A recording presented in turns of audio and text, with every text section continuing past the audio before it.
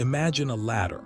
The bottom step is poverty, the top step is wealth, and in the middle was the middle class. That middle step used to be strong, wide, stable, people stood on it.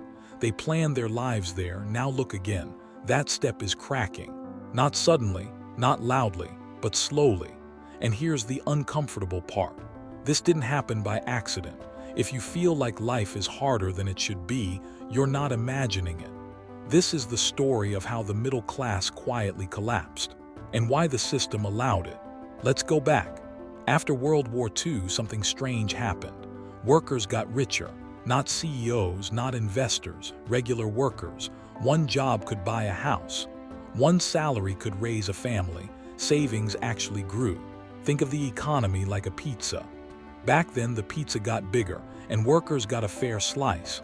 That was the middle class: teachers, factory workers, office clerks, small business owners. So what changed? In the 1970s, the rules slowly shifted. Not in one law, not in one speech, but in many small decisions.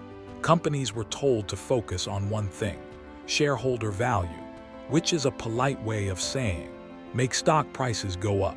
At first, nothing looked wrong, but under the surface, the incentives changed. Let's use a simple image. Imagine a bucket with a hole. That bucket is workers' income. For decades, money flowed in. Wages rose, costs stayed manageable. Then new holes appeared. Hole number one: wages stopped growing. Workers became more productive, much more productive, but pay stayed flat. The extra value didn't disappear. It just went upward. If workers made more, who took the difference?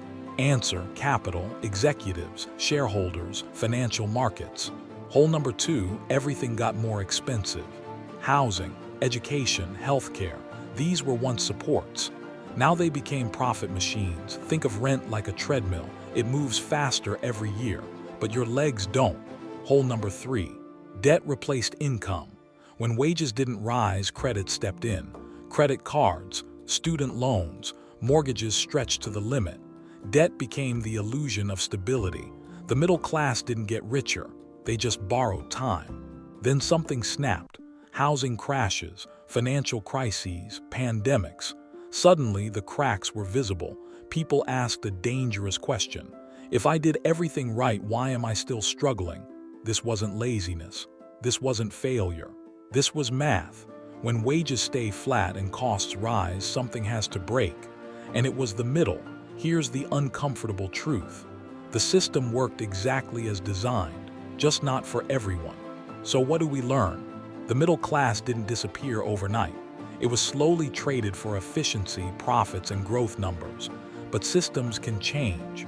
Rules can change. The first step is understanding that this wasn't random. If you see the system clearly, you stop blaming yourself, and you start asking better questions. If this video helped you see the picture, share it, because understanding the system is the beginning of changing it.